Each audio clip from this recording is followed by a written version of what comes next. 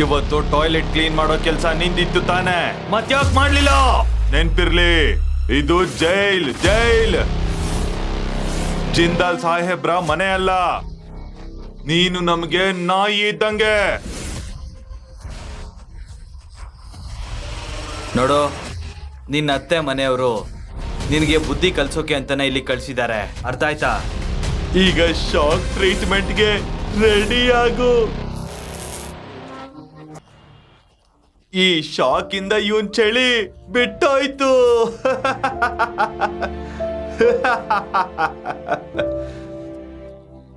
ಈ ಜೈಲಲ್ಲಿ ನಾನು ಖೈದಿ ನಂಬರ್ 302. ನಂಗೆ ನಂಬಕ್ಕಾಗ್ತಾ ಇಲ್ಲ, ನಾನು ಹೇಗೆ ಈ ಜೈಲಲ್ಲಿ 3 ವರ್ಷ ಕಳೆದೆ ಅಂತ. ನನ್ನ ಹೆಸರು ಕ್ರಿಶ್ ಖನ್ನಾ. ಮನೆಗೆ ವಾಪಸ್ ಹೋಗೋ ಟೈಮ್ ಬಂತು. ಕನ್ನ ನಿಂಗೆ ಜಾಸ್ತಿ ಖುಷಿ ಆಗಿರ್ಬೋದು. ಏನೋ ತಪ್ಪು ಮಾಡಿದೆ. ಈ ಜೈಲಲ್ಲಿ 3 ವರ್ಷ ನರಕ ಅನುಭವಿಸಿದ್ದೀನಿ ನಾನು. ಈಗ ಯಾವುದೇ ವಿಷಯ ನಂಗೆ ಖುಷಿ ಕೊಡಲ್ಲ ಸರ್. Thank you. ನಾನು ಹೋಗ್ತೀನಿ ಸರ್. ಸರ್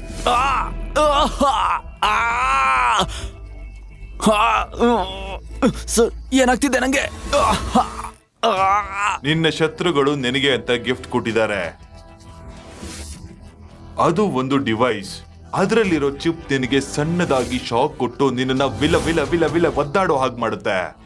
ಅದನ್ನ ಹ್ಯಾಂಡಲ್ ಮಾಡೋದಕ್ಕೆ ಇರೋದು ಒಂದೇ ಒಂದು ರಿಮೋಟ್. ಅದು ನಿನ್ನ ಗೊಂಬೆ ತರ ಆಡಿಸುತ್ತೆ. ಬೇಕಾದ್ರೆ ಅದು ಈಸಿಯಾಗಿ ನಿನ್ನ ಸಾಯಿಸಬಹುದು. ನೀನು ಜೈಲಿಂದ ಏನೋ ಹೊರಗಡೆ ಹೋಗ್ತಾ ಇದೀಯಾ, ಆದ್ರೆ ನಿನಗೆ ಲೈಫ್ ಅಲ್ಲೂ ಕೂಡ ಫ್ರೀಡಮ್ ಅನ್ನೋದು ಸಿಗಲ್ಲ. ಅರ್ಥ ಆಯ್ತಾ? ರಿಮೋಟ್ ಯಾರ ಹತ್ರ ಇದೆ? ಅದು ನಿನ್ನ ಓನರ್ ಹತ್ರ ಇದೆ. ಅವ್ರಿಗೆ ಕೋಪ ಬರ್ಸೋ ಕೆಲಸ ಮಾಡ್ಬೇಡ. ಹೋಗು, ನಿನಗೆ ಅಂತ ಒಂದು ಕಾರ್ ಕಾಯ್ತಾ ಇದೆ. ಟೈಮ್ ವೇಸ್ಟ್ ಮಾಡ್ಬೇಡ, ಹೋಗು.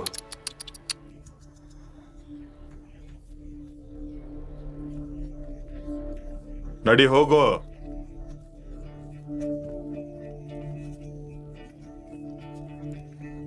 ಅರೇ ಭಾವ ಅವ್ರೆ, ನಿಮ್ ಸ್ಥಿತಿ ಏನಾಗಿದೆ? ನೀವು ಫುಲ್ ವೀಕ್ ಆಗ್ಬಿಟ್ಟಿದ್ದೀರಾ. ಡಾರ್ಕ್ ಸರ್ಕಲ್ ಬಂದಿದೆ. ನಿಮ್ ಜಿಮ್ ಬಾಡಿ ಏನಾಯ್ತು? ನೀವು ಕ್ರಿಶ್ ಥರನೇ ಕಾಣಿಸ್ತಾ ಇಲ್ಲ. ನನ್ನ ಈ ಪರಿಸ್ಥಿತಿ ಕಾರಣ ಯಾರೂ ಅಲ್ಲ, ಜಿಂದಲ್ ಫ್ಯಾಮಿಲಿ ಕಾರಣ. ಇರಲಿ ಬಿಡಿ, ನನ್ನ ವಸ್ತುಗಳನ್ನ ನಾನೇ ಇಟ್ಕೋತೀನಿ. ನನ್ನ ಭಾರ ನಂಗೆ ಇರಲಿ. ನನ್ನ ವಸ್ತುಗಳನ್ನ ನೀವು ಟಚ್ ಮಾಡಿದ್ರೆ ನಿಮ್ಮ ಕೈ ಕೊಳೆ ಆಗ್ಬೋದು. Thank you madam. ಏನು? ಏನಂದೆ? ಇನ್ನೊಂದ್ಸರಿ ಹೇಳು. ಮೇಡಮ್ ಅಂತನಾ? 3 ವರ್ಷ ಜೈಲಲ್ಲಿದ್ದ ಮಾತ್ರಕ್ಕೆ ಈ ಥರ ನಾಟಕ ಮಾಡೋದು, ಟಾಂಟ್ ಮಾಡೋದು, ಇದನ್ನೆಲ್ಲ ಕಲ್ತಿದೀಯಾ? ಯಾವ ನಾಟಕ? ನನ್ನ ಕೆಲಸದೊಂಥರ ನೋಡೋದು ಜಿಂದಲ್ ಫ್ಯಾಮಿಲಿಗೆ ಅಭ್ಯಾಸ ಅಲ್ವಾ? ನಂಗೆ ಅಭ್ಯಾಸ ಆಗ್ಬಿಟ್ಟಿದೆ. ಶರಾಬ್, ಬಾಯ್ಗ್ ಬಂದಾಗ ಮಾತಾಡ್ಬೇಡ. ಈ ನಿನ್ನ ಪರಿಸ್ಥಿತಿಗೆ ನೀನು ಮಾತ್ರ ಕಾರಣ, ಅರ್ಥ ಆಯ್ತಾ? ಈಗ ಬಂದು ವಿಕ್ಟಿಮ್ ಕಾರ್ಡ್ನ ಪ್ಲೇ ಮಾಡ್ಬೇಡ. ನಿನ್ ನಾಟಕನ ನಿಲ್ಲಿಸ್ಬಿಡು. ನಾನು ಹೇಳ್ದೆ ಅಲ್ವಾ ನನ್ನಿಂದ ದೂರ ಇರು ಅಂತ. ಲೂಸಾ ನೀನು? ಇಲ್ಲಿಂದ ಹೋಗು ಪ್ಲೀಸ್. ಇದಕ್ ನೀನ್ ಬೆಲೆ ಕಟ್ತೀಯಾ? ನಿನಗೇನ್ ಅನ್ಸುತ್ತೆ? ನಿನ್ಮೇಲೆ ನನಗೆ ಪ್ರೀತಿ ಇದೆ ಅಂತನಾ? ನೆವರ್. ಅದ್ ಸಾಧ್ಯನೇ ಇಲ್ಲ. ನೀನೊಬ್ಬ ವೇಸ್ಟ್ ಬಾಡಿ. ನಿಂಗ್ ನಮ್ ಕಂಪನಿ 30% ಶೇರ್ ಸಿಗಕ್ಕೆ ನಾನು ಯಾವತ್ತೂ ಬಿಡಲ್ಲ. ನೆವರ್. ಅದಕ್ಕೆ ನಾನು ಏನ್ ಬೇಕಾದ್ರೂ ಮಾಡ್ತೀನಿ, ಗೊತ್ತಾಯ್ತಾ?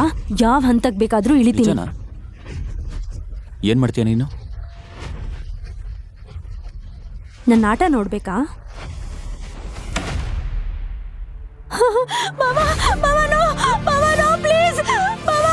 ಏನ್ ಮಾಡ್ತಾ ಇದ್ಯಾ? ಹುಚ್ಚ ನಿಂಗೆ? ಬಾಯಿ ಮುಚ್ಚು, ಬಾಯಿ ಮುಚ್ಚು. ನಿಂಗೆ ಹುಚ್ಚ ಹಿಡ್ದಿದ್ಯಾ? ಏನ್ ಮಾಡ್ತಾ ಇದ್ಯಾ?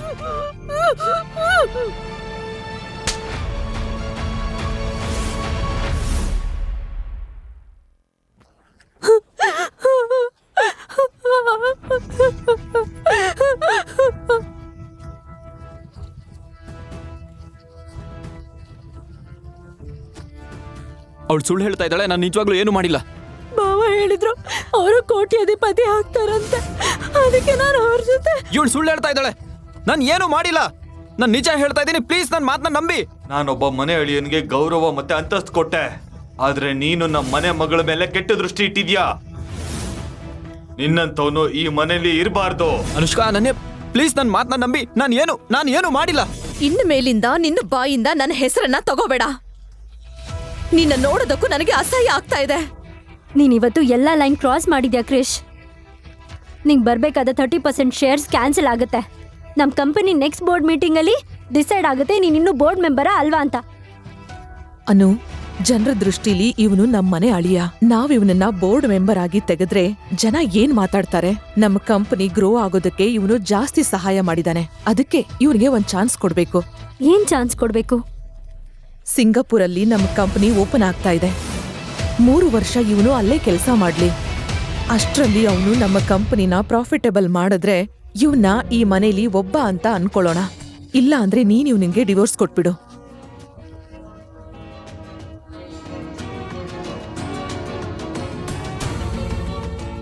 ನಿಮ್ಮಿಷ್ಟ ಮಾಮ್. ಅನುಷ್ಕಾ ನನ್ನ ಮಾತು ಕೇಳು ಪ್ಲೀಸ್, ನನ್ನ ನಂಬು. ನಾನು ನಿಜ ಹೇಳ್ತಾ ಇದ್ದೀನಿ ಅನುಷ್ಕಾ, ನಾನು ಏನು ಮಾಡಿಲ್ಲ. ಅನುಷ್ಕಾ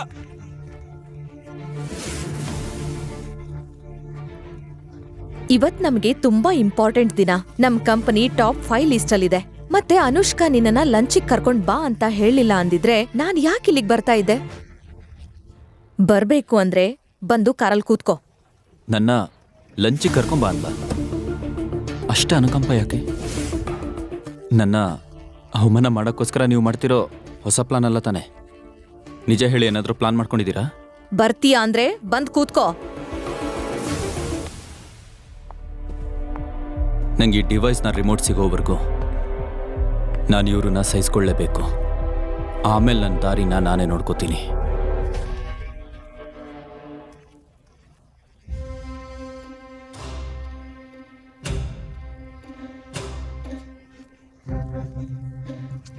ಹೇ ಕ್ರಿಶ್, ಏನಿಷ್ಟು ಸಣ್ಣ ಆಗ್ಬಿಟ್ಟಿದ್ಯಾ?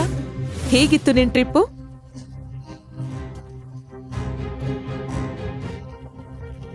ಅಮ್ಮ ನಿನ್ ಬಗ್ಗೆ ಕಾಳಜಿ ತೋರಿಸ್ತಾ ಇದ್ದಾರೆ, ನೀನ್ ಈಗ್ಲೂ ಆಟಿಟ್ಯೂಡ್ ತೋರಿಸ್ತಾ ಇದೀಯಾ? ಅವ್ರಿಗೆ ನನ್ನ ಬಗ್ಗೆ ಕಾಳಜಿ ಇದೆಯಾ? ನಾನು ಹೇಗಿದ್ದೀನಿ ಅಂತ ಕೇಳ್ತಾ ಇದ್ದಾರಾ ಅಥವಾ ನಾನು ಹೇಗಿನ್ನೂ ಬದುಕಿದ್ದೀನಿ ಅಂತ ಕೇಳ್ತಾ ಇದ್ದಾರಾ? ಸರ್, ನೀವು ನನ್ನ ಜೊತೆ ಯಾಕೆ ಹೀಗೆ ಮಾಡ್ತಾ ಇದ್ದೀರಾ? ಯಾಕಂದ್ರೆ ನಿನ್ನ ಅತ್ತೆ ಮನೆಯವರು ಮೇಲಿಂದ ಆರ್ಡರ್ ಕಳ್ಸಿದ್ದಾರೆ. ಈ ಕ್ರಿಶ್ ಖನ್ನಾ ಇದಾರಲ್ಲ, ಅವ್ರನ್ನ ಚೆನ್ನಾಗಿ ನೋಡ್ಕೋಬೇಕು ಅಂತ.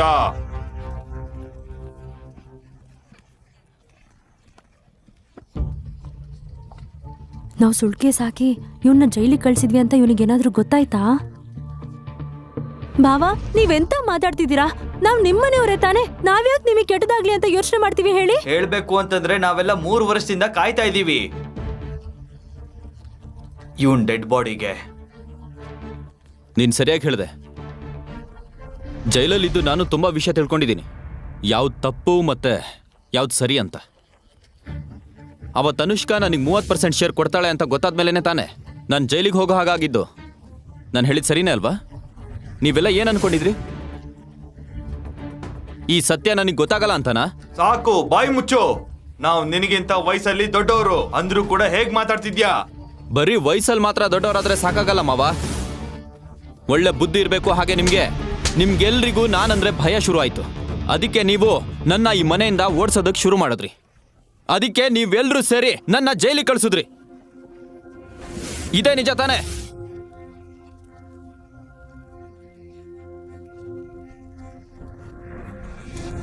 ನಿನಗೆ ಎಷ್ಟು ಧೈರ್ಯ ನಮ್ಮಪ್ಪನ ಜೊತೆ ಬಾಯಿಗೆ ಬಂದ ಹಾಗೆ ಮಾತಾಡೋದಕ್ಕೆ? ನಮ್ ಬಗ್ಗೆ ನಿಜ ಗೊತ್ತಾದ್ರೆ ಏನು ಯೂಸ್ ಇಲ್ಲ ಅಳಿಯಂದ್ರೆ. ಅನುಷ್ಕಾ ಯಾವತ್ತೂ ನಿನ್ನ ಮಾತನ್ನ ನಂಬಲ್ಲ. ಅಯ್ಯೋ ಅನನ್ಯ, ನಿನ್ ಭಾವನ್ ಜೊತೆ ಹೀಗ ನಡ್ಕೊಳ್ಳೋದು? ಅವನಿಗೀಗ್ಲೇ ಸಾರಿ ಕೇಳು. ಸಾರಿನಾ? My foot. ಇವನಿಗೆ ಇನ್ನೊಂದ್ ಬಿಟ್ರೆ ತಪ್ಪಿಲ್ಲ. ಡೋಂಟ್ ಬಿ ಸೋ ರೂಡ್ ಅಕ್ಕ. ಭಾವ ಎಷ್ಟು ವರ್ಷದಿಂದ ಜೈಲಲ್ಲಿದ್ರು, ಇಷ್ಟೆಲ್ಲ ಕಷ್ಟಪಟ್ಟಿರ್ಬೇಕು ಅವರು. ಕೋಪ ಮಾಡ್ಕೊಳ್ಳೋದ್ರಲ್ಲಿ ನ್ಯಾಯ ಇದೆ. ನೀವೇನೋ ಮಾತಾಡ್ಬೇಡಿ ಪ್ಲೀಸ್. ಯಾಕ್ ಮರ್ತ್ ಹೋದ್ಯಾ ಇವ್ ನಿನ್ ಜೊತೆ ಹೇಗ್ ನಡ್ಕೊಂಡಿದ್ದ ಅಂತ? ಇಂಥವ್ರಿಗೆ ಹೀಗ್ ಹೇಳಿದ್ರೇನೆ ಬುದ್ಧಿ ಬರೋದು. ಇವನಿಂದ ನಾನೇನ್ ಕಡಿಮೆ ಅನುಭವಿಸಿದೀನಾ? ಇವನ್ಗೆ ಹೇಳೋದಲ್ಲ, 2 ಬಿಡ್ಬೇಕು, ಆವಾಗ್ಲೇ ಸರಿ ಆಗತ್ತೆ. ಸಾಕ್, ನಿಲ್ಸು. ಇವತ್ತು ಅನುಷ್ಕಾ ಇವನನ್ನ ಸ್ಪೆಷಲ್ ಲಂಚ್ಗೆ ಅಂತ ಕರ್ಸಿದಾಳೆ. ಯಾರು ಏನು ಮಾತಾಡೋ ಹಾಗಿಲ್ಲ. ಮತ್ತೆ ನೀನು ಈ ಸಲ ಅನುಷ್ಕಾಗೆ ಬೇಜಾರ್ ಮಾಡಬೇಡ, ಗೊತ್ತಾಯ್ತಾ? ಸ್ಪೆಷಲ್ ಆಗಿ ಬರಕ್ಕೆ ಹೇಳ್ದಳ. ಇಷ್ಟು ದಿನ ಈ ಪ್ರೀತಿ ಎಲ್ಲಿ ಹೋಗಿತ್ತು? ನಾನು ಜೈಲಲ್ಲಿ ಇದ್ದಾಗ ಸತ್ತಿದ್ದೀನೋ ಬದುಕಿದ್ದೀನೋ ಅಂತ ನೋಡಕ್ ಬಂದಿರಲಿಲ್ಲ.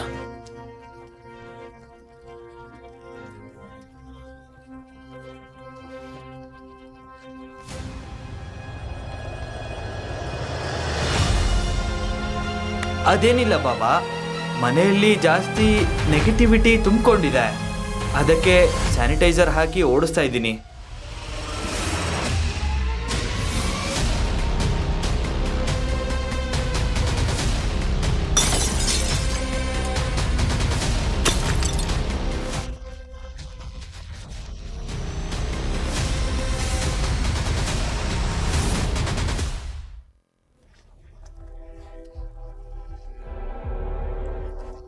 ಇನ್ಮೇಲಿಂದ ಈ ಮನೇಲಿ ನನ್ನ ಯಾವ ಫೋಟೋನೂ ಇರಲ್ಲ.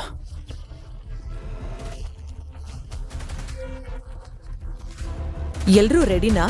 ನೀವೇನು ಯೋಚನೆ ಮಾಡಬೇಡಿ ಅಮ್ಮ. ಇವನಿಗೆ ನಮ್ಮ ಪಾರ್ಟಿಯಲ್ಲಿ ಒಂದು ನಯಾ ಪೈಸಾ ಸಿಗೋದಕ್ಕೂ ನಾನ್ ಬಿಡಲ್ಲ. ಇವನು ಜೈಲಿಂದ ವಾಪಸ್ ಬಂದಿರ್ಬೋದು, ಆದ್ರೆ ನಾನು ಇವನನ್ನ ಈ ಲೋಕದಿಂದನೇ ದೂರ ಮಾಡ್ತೀನಿ.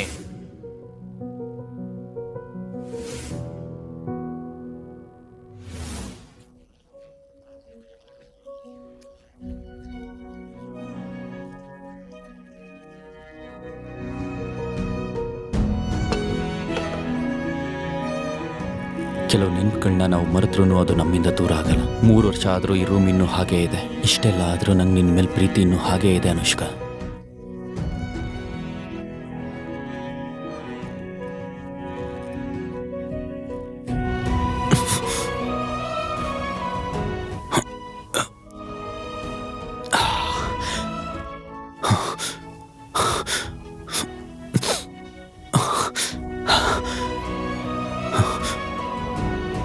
ನಿನ್ನ ಪ್ರೀತಿ ಮಾಡಿ ಮತ್ತೆ ನಿನ್ನ ಮದುವೆ ಆಗಿದ್ದೆ ನಾನು ಮಾಡಿದ ದೊಡ್ಡ ತಪ್ಪು ಅನುಷ್ಕಾ. ನಿನ್ ನಿಜವಾಗ್ಲೂ ನನ್ನ ಮೇಲೆ ಸ್ವಲ್ಪ ಆದರೂ ಪ್ರೀತಿ ಇದ್ದಿದ್ರೆ ನೀನು ನನಗೆ ಹೀಗಾಗಕ್ಕೆ ಯಾವತ್ತೂ ಬಿಡ್ತಿರ್ಲಿಲ್ಲ.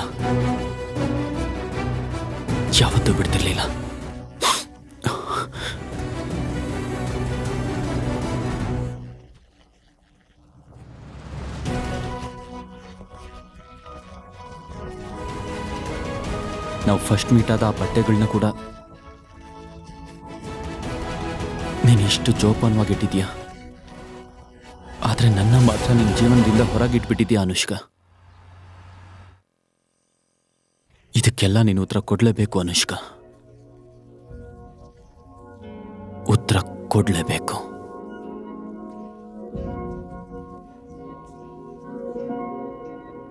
ಮಾಮ್, ಕ್ರಿಶ್ ವಾಪಸ್ ಬಂದಾ? ಹಾ, ಅಳಿಯಂದ್ರು ವಾಪಸ್ ಬಂದಿದ್ದಾರೆ, ರೂಮಲ್ಲಿದ್ದಾರೆ. ಕ್ರಿಶ್, ಕ್ರಿಶ್ ಎಲ್ಲಿದ್ಯಾ? ಕ್ರಿಶ್, ಕ್ರಿಶ್ ಎಲ್ಲಿದ್ಯಾ ನೀನು? ಭಾವಾ, ನಿಮಗ್ ಕಿವಿ ಕೇಳಿಸ್ತಾ ಇಲ್ವಾ? ನಾನಿಷ್ಟು ಜೋರಾಗಿ ಕೂಗ್ತಾ ಇದ್ದೀನಿ. ಅನುಷ್ಕಾ ಅಕ್ಕ ಬಂದಿದ್ದಾಳೆ. ಈ ಸಲ ಅವಳನ್ನ ಇಷ್ಟು ವೇಟ್ ಮಾಡ್ಸೋದು ಸರಿ ಅಲ್ಲ. ಬೇಗ ಕೆಳಗ್ ಬನ್ನಿ. ಬರ್ತೀರಾ ಈಗ ಕೆಳಗಡೆ? ಬರ್ತಾ ಇದ್ದಾರೆ.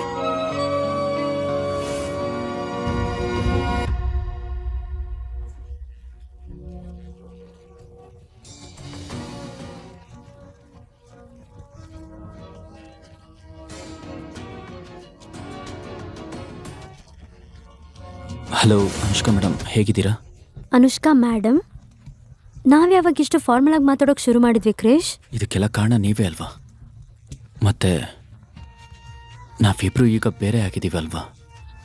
ಓ ವಾವ್, ಇವನ್ ಸಮಾಧಿ ತೋಡ್ಕೋತಾ ಇದ್ದಾನೆ ಅನ್ಸುತ್ತೆ. ಅನುಷ್ಕಾ ಅಕ್ಕ ಜೊತೆ ಮಾತಾಡಿ ಉಳ್ದಿರೋ ಇಷ್ಟು ಜಾಗನೂ ಹೋಗೋ ಹಾಗೆ ಮಾಡ್ಕೋತಾ ಇದ್ದಾನೆ. ಈಗಂತೂ ಇವನ್ಗೆ ಯಾವ ಶೇರ್ಸು ಸಿಗಲ್ಲ, ಎಲ್ಲ ನಮ್ಗೇನೆ.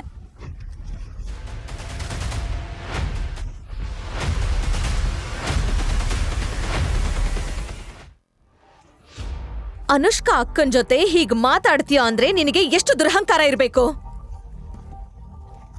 ಸಾಕು ಸಾಕು, ಇದು ಜಾಸ್ತಿ ಆಯ್ತು. ಅಕ್ಕ, ನೀನ್ ಇವನಿಗೆ ಅಂತ 3 ವರ್ಷದಿಂದ ಕಾಯ್ತಾನೆ ಇದೀಯಾ. 3 ವರ್ಷದಿಂದ. ಮತ್ ಮತ್ತೆ ಇವ್ನ್ ನೋಡು ನಿನ್ ಜೊತೆ ಹೇಗ್ ಮಾತಾಡ್ತಾ ಇದ್ದಾನೆ ಅಂತ. ಇದನ್ ನೋಡ್ಕೊಂಡು ನನಗ್ ಸುಮ್ನೆ ಇರೋದಕ್ಕಾಗ್ತಾ ಇಲ್ಲ. ಸಾಕ್ ಸುಮ್ನೆ ಇರು ಅಂತ ಹೇಳ್ದೆ ಅಲ್ವಾ?